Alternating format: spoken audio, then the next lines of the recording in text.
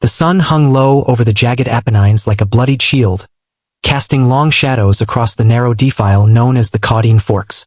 It was 321 BC, and the air reeked of sweat, fear, and the metallic tang of unspilled blood. Lucius Postumius, consul of Rome, gripped the hilt of his gladius so tightly, his knuckles whitened beneath the grime of forced march. His legionaries, 5,000 strong, the pride of the Republic, huddled in the suffocating gorge, their shields locked in futile formation against an enemy they could not see. The Samnites had lured them here, ghosts in the mist, their war cries echoing off the sheer cliffs like the howls of Cerberus himself. "By the gods, what madness is this?" Postumius muttered, his voice a rasp against the thunder of his pounding heart. He had come to crush the hill tribes, to avenge slights against Roman allies in Campania. But now, trapped like rats in a sack, he felt the weight of empire crumbling. Beside him, Titus Veturius, the other consul, wiped blood from a shallow cut on his brow. His eyes wild with the terror of a man staring into the abyss. "We pressed too far, too fast," Veturius whispered, his words laced with the bitterness of hindsight. "The Samnites. They know these mountains like the veins in their own arms." From the heights above, Gaius Pontius, the Samnite general, watched with a predator's patience. His bronze helmet, crested with raven feathers, gleamed in the dying light. He was no brute. Pontius was a tactician, forged in the crags of Samnium, where every valley hid a dagger. "Look at them squirm," he said to his lieutenant, a scarred veteran named Herennius, who spat disdainfully at the Roman ranks below. "The wolves of the Tiber, reduced to beggars. Demand their surrender, Herennius. Make them crawl under the yoke." The yoke, a crude arch of spears lashed together, draped with the tattered cloaks of fallen foes. It symbolized utter defeat, a ritual humiliation borrowed from the wilds of the hills. As the Samnite horns blared, a guttural, bone-chilling wail, the Romans' resolve fractured. Centurions barked orders, but whispers of mutiny slithered through the lines. A young triarius named Marcus, barely 20, clutched his pilum and thought of his father back in the Subura, a potter whose hands had shaped amphorae for the legions. "This can't be the end," Marcus prayed silently to Mars. "Not like this, stripped bare before barbarians." Postumius and Veturius, bound by sacred oath to their men, stepped forward first. Stripped of armor, swords, and even their scarlet cloaks, they passed beneath the yoke, heads bowed, the mud sucking at their sandals. The legion followed, 5,000 souls marching in silence, the Samnites jeering from the ridges. Tears carved clean paths through the dirt on Marcus's face as he shuffled through, the weight of shame heavier than any shield. In that moment, Rome teetered on oblivion. Not just a beaten army, but a dream of dominion mocked by mountain folk. Yet from this nadir a fire kindled. The Caudine Forks was no mere defeat. It was the forge that tempered Rome's iron will. Word of the humiliation raced back to the Senate on the Capitoline, where patricians tore their togas in rage and plebeians wept in the forum. "We are the heirs of Romulus," thundered Appius Claudius, the blind censor, his voice a clarion amid the storm. "Shall we yield to goat herders? No. We rebuild, we avenge, we conquer." The theme of Rome's saga unfolded here, not in unchallenged glory, but in the crucible of loss. The Samnites, fierce guardians of the central Italian wilds, had bloodied the eagle's wings. But Rome, that unyielding city on 7 hills, would rise, not through divine favor alone, but through the raw fury of men who refused to break. This was the spark of transformation. The wars that followed would scar the land from the Liris River to the Volscian plains, pitting the disciplined phalanxes of the Republic against the guerrilla cunning of the Samnite leagues.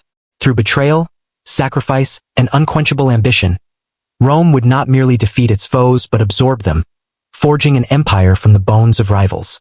The Caudine shame was but the overture to a symphony of conquest, where every setback birthed a surge toward hegemony. As the humbled legions trudged homeward under truce, Marcus vowed silently, "I will return, and the hills will run red." The roots of the inferno traced back 2 decades, to the sweltering summer of 343 BC, when the winds of ambition first whipped the embers into flame. Rome, that burgeoning republic of farmers and merchants, had clawed its way from Etruscan yoke to master of Latium. Its legions, reformed under the manipular system, drilled in the Campus Martius with a precision that turned plowshares into swords. But south of the river Liris, the ancient boundary etched in a fragile treaty with the Samnites, lay Campania, a jewel of fertile plains and teeming cities like Capua and Cumae. Wealthy, Greek-influenced, and fractious, Campania tempted Rome like a siren's call. It began with a plea from the Sidicini, a petty tribe squeezed between Samnite hammers. The Samnites, those hardy Oscan speakers of the Apennines, had long eyed the lowlands. United in loose confederacies, the Hirpini, Caudini, Pentri, and Caracini, they were no monolithic horde but a mosaic of warrior clans, their sacred oaths sworn on bull hides in torchlit groves. Gaius Pontius's father, a chieftain of the Caudini, had raided southward for generations, but now ambition swelled. When the Sidicini appealed to the Campanians for aid, and Capua, ever the opportunist, swooped in to liberate them, the Samnites struck back with fury. Messengers galloped into Rome's gates, dust-caked riders from Capua bearing olive branches of surrender. "We yield to you, sons of Romulus." Their spokesman, a portly magistrate named Ovius, proclaimed in the Senate House, his voice trembling with feigned humility. "The Samnite wolves devour our borders. Take our city, our wealth, our spears, protect us."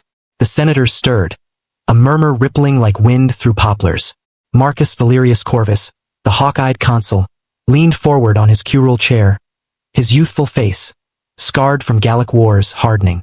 At 30, he was a patrician scion, whispered to have slain a raven in single combat as a boy, earning Mars's favor. "This is no gift," he thought, sensing the trap. "Campania dangles bait, and we bite at our peril."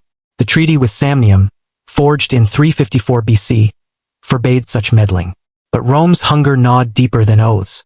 "We cannot refuse allies," argued his colleague, Aulus Cornelius Cassus Arvina, a pragmatic veteran whose family traced to the kings. "Capua's granaries feed our poor, its ports swell our trade. To ignore them invites weakness." Appius Claudius, ever the hawk, pounded his fist. "The gods test us. Samnites encroach. Strike now, or watch our flanks bleed." Thus, with Senate decree, Valerius marched south, 2 legions at his back, 8,000 heavy infantry, their scarlet sagum fluttering like flames. Cassus shadowed with reinforcements. They crossed the Liris under a sky bruised with thunder, the river's waters murmuring warnings ignored. In Capua, they were fated. Garlands of myrtle, feasts of dormice and Falernian wine. Ovius clasped Valerius's arm, eyes gleaming. "You are our saviors, consul. The Samnites quail at your name." But the Samnites did not quail. Pontius, then a rising warlord, his beard braided with enemy teeth, mustered the Caudini at Tinum. "Rome stretches its claws," he growled to his council in a hill fort ringed by thorn oaks. "They think us shepherds to be herded. Let us show them the shepherd's crook is a spear." Herennius, his blood brother, nodded, sharpening a falcata blade. "The lowlanders betray us for Roman gold. Strike swift, my lord. Ambush at the passes." The clash came at Mount Gaurus, a volcanic ridge cloaked in olive groves and the ghosts of Vesuvius. Valerius's scouts reported Samnite fires flickering in the night, but dawn brought ambush.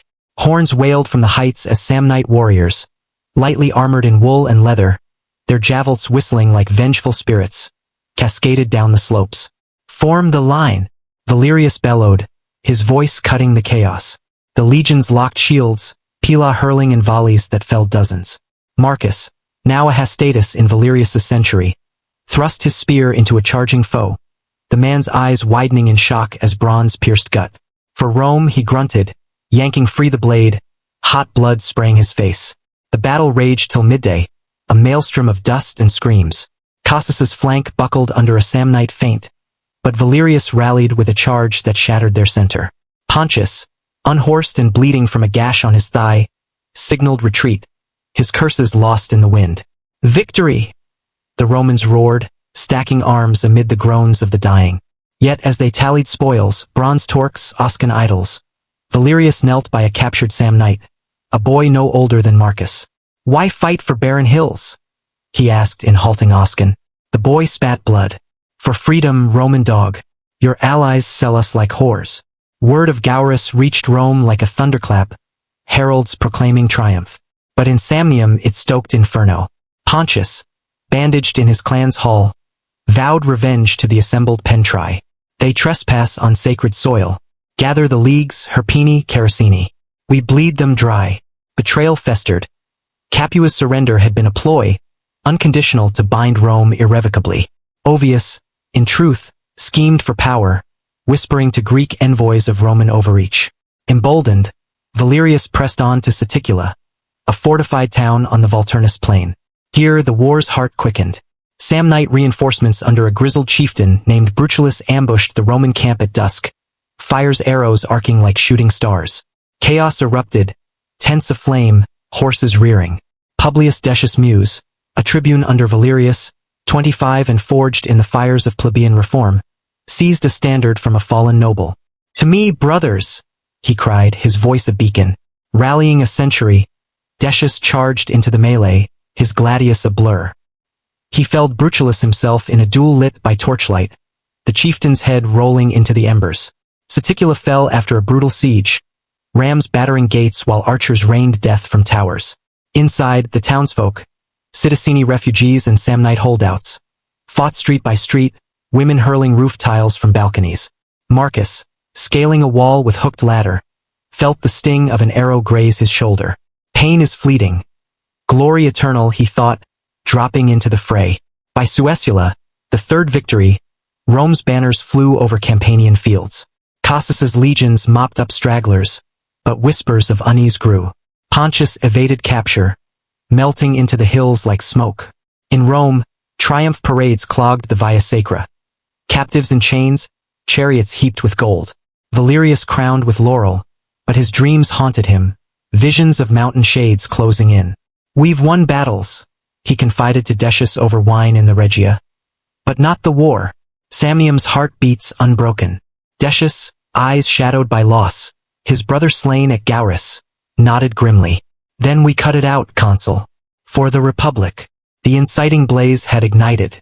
Rome's intervention, born of alliance and avarice, shattered the Liris' peace. Campania's riches flowed north, swelling Rome's coffers, but at cost. Samnite oaths of vengeance echoed through the passes.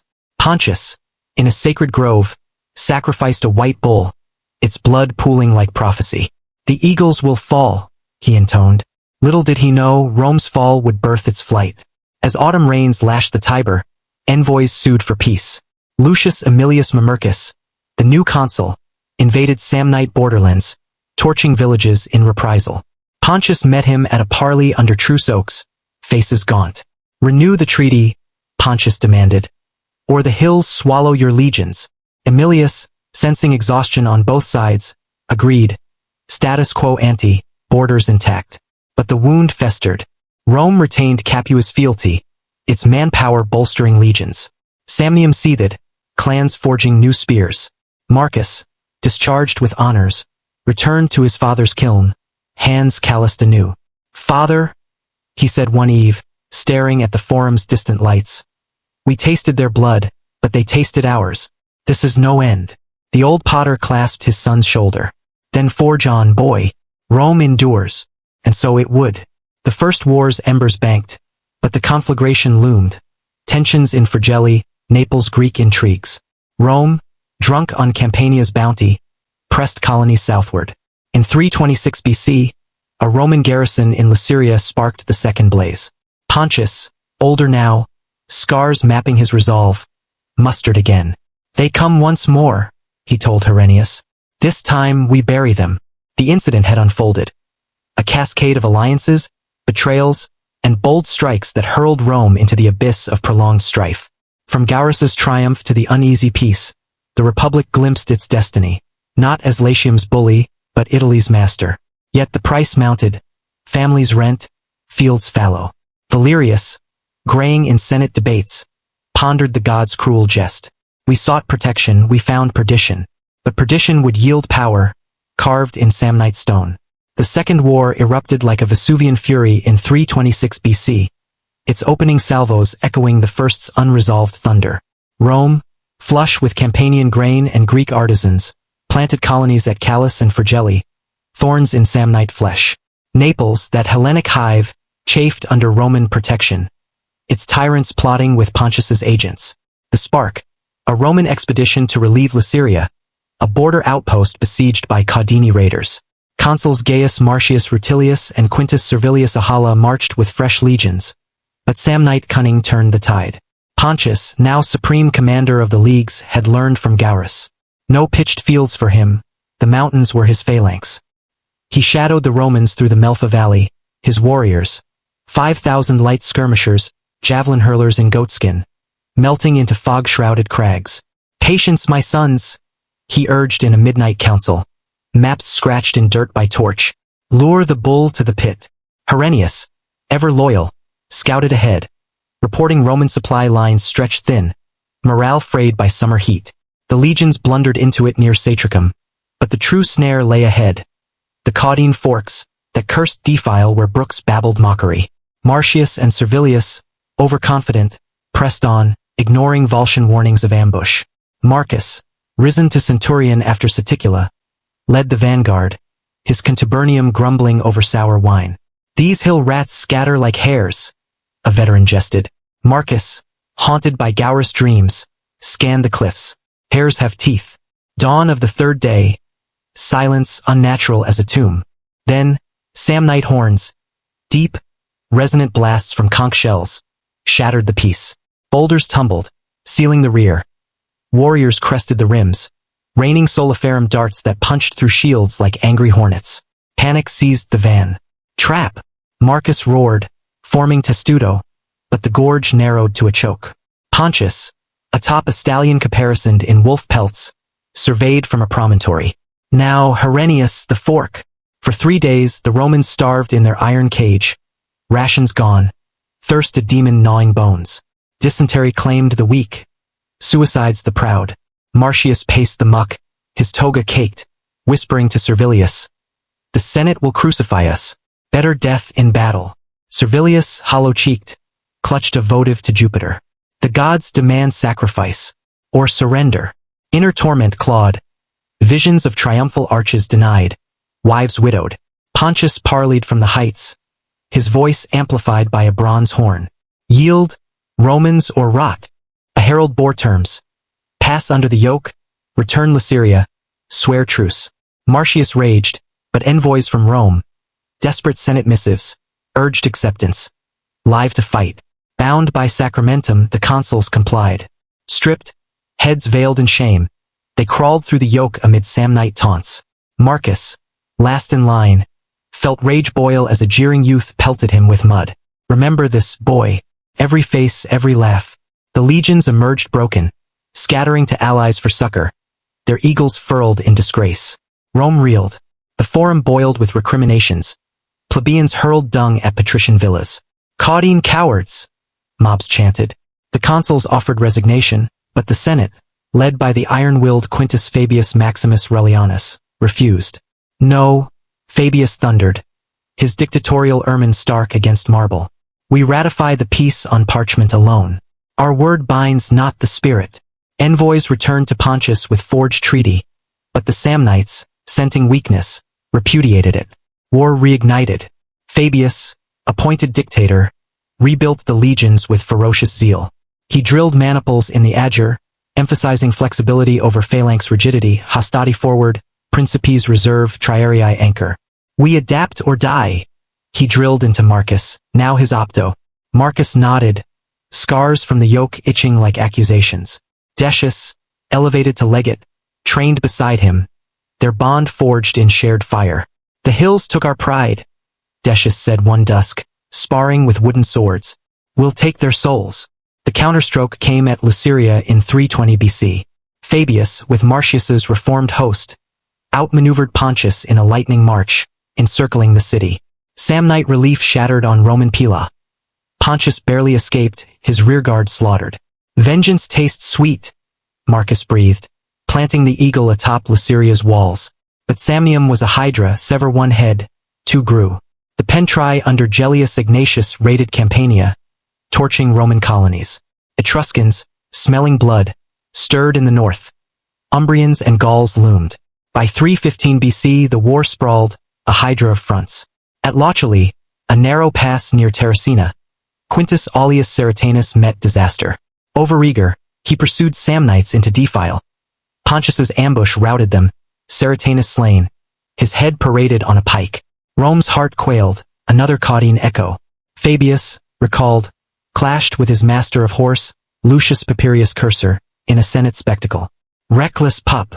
Papirius snarled, the old lion's temper flaring. Fabius, cool as aqueduct stone, parried, caution wins wars, not fury. Their rivalry, patrician pride versus dictatorial steel, mirrored Rome's fractures, plebs decrying noble feuds amid conscription levies. Yet turning points gleamed. In 310 BC, Marcus Fabius, Quintus's kin, ventured the Samnian forest, that Etruscan gloom of oak and wolf. Disguised as shepherd, he pierced the veil, emerging to sack Vulcinii. The path opened. Roman columns flooded Etruria, Lake Vatimo running red with Umbrian blood. Decius led a foray there, his maniples carving through mist like a hot knife. A Gaul chieftain, bare-chested and woad, charged him bellowing. Decius sidestepped, severing hamstrings. For the Republic, he cried, but inwardly, how many more? My wife's letters beg return. Samnite resilience shone in Gellius Ignatius, a Pentri firebrand who united the tribes under Lex Socrata. Sacred oath, binding elites to death or glory. He ambushed Fabius near Imbrinium in 308 BC, a night fight of shadows and screams. Fabius escaped by hairs, but lost a cohort. Political intrigue poisoned Rome. Bribes from Tarentum filtered to Samnite coffers, whispers of senatorial treason. Valerius, now censor, rooted out spies, his tribunals echoing with accusations. Betrayal festers like gangrene, he told Marcus, elevated to tribune. Marcus, betrothed to a Campanian noble's daughter, felt the pull, love amid war's maw. We fight for homes we scarce see, sir. The grind peaked in 305 BC at Tifata, where Papirius Cursor reinstated, crushed a Samnite host. His cavalry, reformed with Campanian horse, flanked the hills. Infantry testudo withstood javelins. Gellius fell, his legions folding like parchment. Pontius, cornered in the Matisse, sued terms, but Fabius pressed. Colonies at Malaventum, alliances forced on Frontani and Vestini. By 304 BC, peace. Samnium ceded lands, paid indemnity, but oaths simmered. Yet conflict coiled anew. Samnites infiltrated Lucania, allying Etruscans against Roman Sabine grabs. In 298 BC, Gellius, risen from ashes, mustered coalition. 20,000 spears, Gaulish berserkers howling for loot.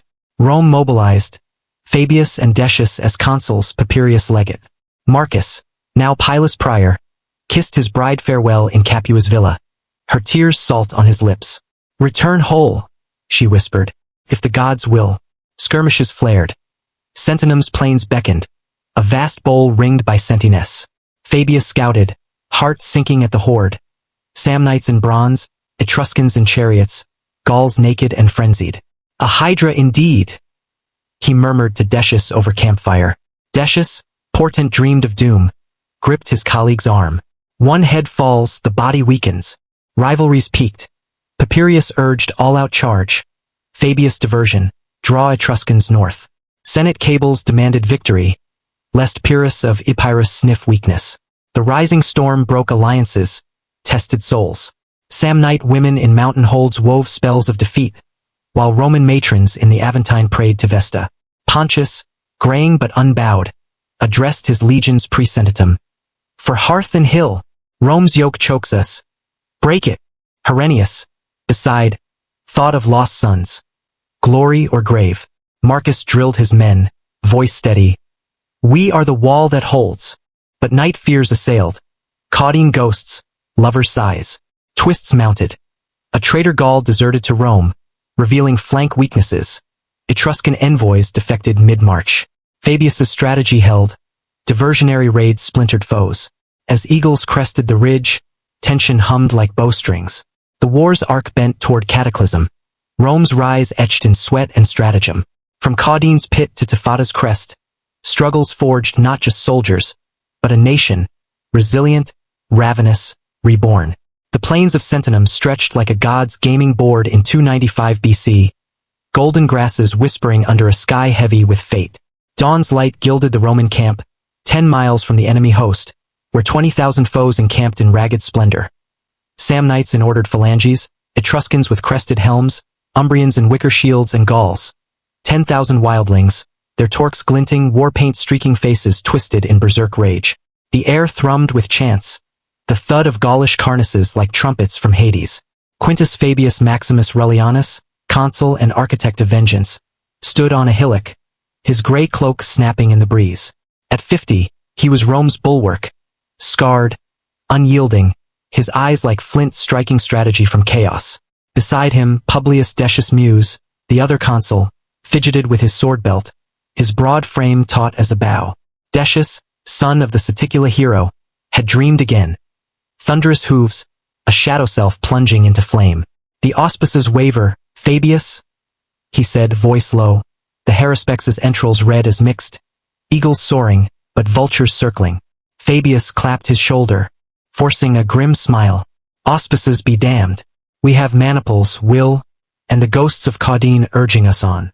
Across the field, Gellius Ignatius marshaled the coalition, his Lex Socrata warriors, elite Samnites sworn to victory or Valhalla, forming the core.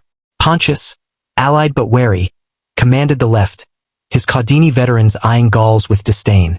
Madmen, these northern dogs, Pontius muttered to Herennius, who scanned Roman lines through a spyglass of polished horn. They fight for gold, we for soil, but together. Herennius trailed off, spotting the Roman eagle standards advancing. They come, like ants to honey. The battle ignited at noon, a spark to tinder. Fabius's hastati hurled Pila in crimson volleys, skewering Umbrian outriders. Etruscan chariots charged, wheels churning dust devils.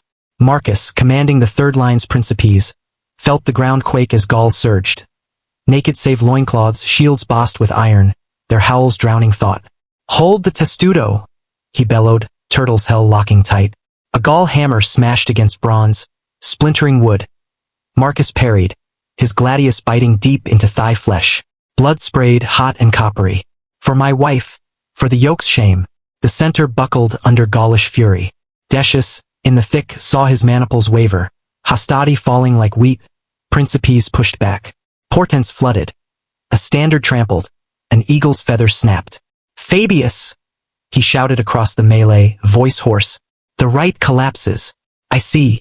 The shadow. Fabius, fending Etruscans with Papirius Cursor at his side, the old rival now steadfast, glanced over. Smoke choked the air. Screams a cacophony. Reinforce. Draw the Gauls left. But the tide turned vicious.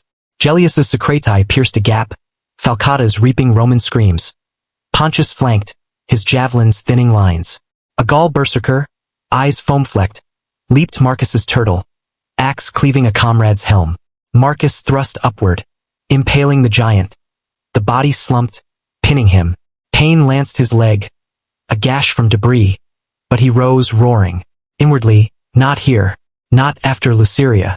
Suspense coiled as sun dipped, shadows lengthening like fingers of Fabius's diversion. Cavalry faint north, lured Etruscans away, but Gauls rampaged unchecked, their wedge driving toward the Roman camp. Decius, unhorsed amid the press, clutched a captured standard, his armor dented, blood matting curls. The dream crystallized. He, engulfed in fire, Rome's salvation. Foreshadowed in Heraspex's mutterings, whispered in Senate portents, a devotio, self-sacrifice to summon divine wrath. The gods demand it, Decius gasped, realization crashing like Pilum. He spurred his remount through the fray, toward the Socrati core. Fabius spotted him, horror dawning. Decius, back! The line holds. But Decius wheeled, facing his colleague across the bloodied grass. No, brother. Tell my son. I bought eternity. With that, he invoked the right, arms raised to sky, voice booming over din. Janus, Jupiter, Father Mars, Quirinus, Bellona, ye Laras and ye Novensals gods of the fatherland, ye gods who have power over us, I summon and offer you myself as victim. The revelation stunned. Not defeat, but transcendence. Decius spurred into the enemy heart, his small guard following to certain doom. Gellius, sensing the charge, turned his phalanx, bronze shields clashing like cymbals. Decius's horse reared, Pilum cast true, felling a Socratus. Then swords met in frenzy. Marcus, glimpsing from afar, felt awe-pierced fear. The consul, he rides to gods. Decius fell amid the crush, his body a nexus of spears, but as he perished, Storm clouds boiled unnatural. Thunder cracking, winds howling as if Tellus wept. Panic seized the foes. Gauls faltered, believing divine fury unleashed. Etruscans broke, chariots wheeling in rout. Fabius seized the moment, horns blaring advance. For Decius, for Rome, Papirius thundered, his legions surging like a tide. Marcus, limping forward, joined the press, gladius flashing. Pontius, seeing the shift, bellowed retreat, but Gellius stood firm, until a Roman dart pierced his throat, the Socrati crumbling. The climax crested in carnage. Gauls slaughtered in droves, their howls turning pleas. Umbrians fleeing to woods. Sentinum's grasses drank deep, the plain a tapestry of fallen. 20,000 enemy dead. Rome's losses half that. As dusk fell, Fabius knelt by Decius's corpse, retrieved by foragers, the consul's face serene in death. "You mad fool," Fabius whispered, tears carving tracks. "You saved us all." Marcus, binding wounds, overheard. The big reveal, not just victory, but myth. Decius's devotio would echo in annals, a turning point etching Rome's soul in heroic fire. Pontius escaped, bloodied but unbroken, vowing in flight, "This field breaks us not." Yet the coalition fractured, Etruscans suing peace, Gauls scattering. Rome teetered from edge to pinnacle, the revelation of sacrifice illuminating path. Power through blood, not just bronze. Fabius raised the eagle high, legions chanting Decius. Invictus, tension released in exultant roar, but foreshadowing lingered. Samnite embers glowed, Lucania's shadows stirred. The peak claimed, but the mountain loomed. Twilight cloaked Sentinum's charnel as Roman horns wound victory's lament, a mournful triumph over the pyres flickering like fallen stars. Fabius Maximus Relianus, blood-streaked and hollow-eyed, oversaw the dead's rites. Decius mused first, his body washed in wine, adorned with laurel, committed to flames on a bier of captured shields. The consul's son, a boy of 12 led from Rome by hasty courier, kindled the torch, his small hand trembling. "Father," he whispered, voice cracking as fire leaped, devouring flesh to ash. Fabius clasped the lad's shoulder, his own grief a private storm. "You gave all, we claim the debt." The legions, wearied but unbroken, stacked arms in orderly camp, medics stitching gashes under lantern glow. Marcus, his legs splinted with Umbrian wicker, slumped by a cook fire, sharing watered pasca with survivors. The gash throbbed like accusation, but survival sweetened it. "We lived," he told a wide-eyed tyro, the boy's face unmarred. "Because of him." Gestures toward the pyre's embers, where sparks danced skyward like souls ascending. Inwardly, Marcus tallied costs.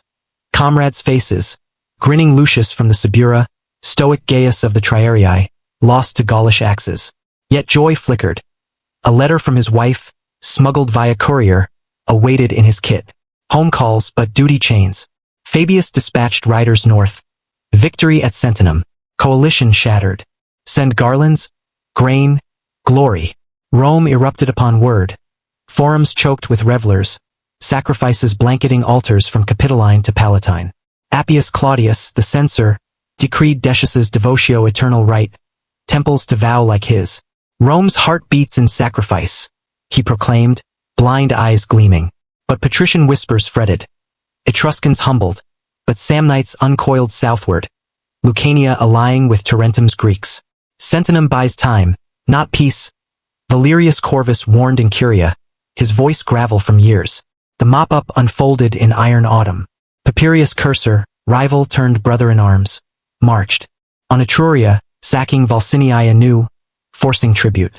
Fabius turned south, maniples grinding through Apennine passes. Pontius, harried, rallied remnants at Aquilonia in 293 BC. A fortress atop sheer crags, its walls Cyclopean stone. "Here we make our stand," he urged his chieftains in a torchlit hall, maps blood-flecked. Herennius, aged but fierce, gripped his falcata. The Socrati failed. Now the hills fight, but morale frayed. Deserters slipping to Roman lines, whispering of Gellius's ghost-haunting dreams. The siege was apocalypse. Rams battering gates, sappers tunneling beneath, ballistae hurling stones like Jove's bolts. Marcus, under Spurius Carvilius Maximus's command, led a scaling party, hooks biting granite, arrows whizzing. A Samnite archer nailed his shield. He pressed on, muscles screaming. Atop the wall, chaos. Torchlit melee, blades clanging, men slipping on gorslick ledges. Pontius fought like a cornered boar, felling 3 Romans before Carvilius's blade gashed his sword arm. Yield, Pontius! Carvilius roared, the consul's face a mask of duty. Pontius laughed, bitter spray. To wolves? Never. He retreated inward, but the breach widened. Aquilonia fell in flames. Granaries torched, defenders leaping parapets. Pontius captured, chained in triumph wagon, his eyes defiant daggers. Herennius perished in the citadel, Falcata buried in a centurion's chest, their bodies entwined in death's embrace. Samnite League splintered. Herpini sued alliance, Pentri ceded lands. In 290 BC, Manius Curius Dentatus, the peasant consul, sealed it at Cominium. Last holdout stormed, its fall echoing Caudine's reversal. Peace terms. Samnites as socii, allies bound by oath, colonies at Venusia and Isernia sprouting like Roman roots. Indemnities flowed, but more, integration. Oscan youths drilled in legions, their hills patrolled by eagle-bearers. Rome's rise crystallized. Territories swelled. Sabine annexed, Campania secured. Central Italy a mosaic under republican sway. Manpower surged. Allied spears doubled legions, granaries overflowed. Fabius, triumphing in circus splendor, paraded Pontius, humbled but unbowed before jeering crowds. See the hill kings tamed, heralds cried. Yet in private Fabius visited the prison, offering wine. Your forks scarred us, he said softly. Pontius met his gaze. And Sentinum scars you. Empire builds on graves, Roman. Fabius nodded, haunted. True, but ours endure. Marcus returned to Capua, leg lame but spirit afire. His wife embraced him at Villa gates, her joy a balm. Hero of Sentinum, she murmured, tracing scars. They wed under auspices, a son conceived in victory's afterglow. But nights brought dreams. Decius's pyre, Pontius's laugh.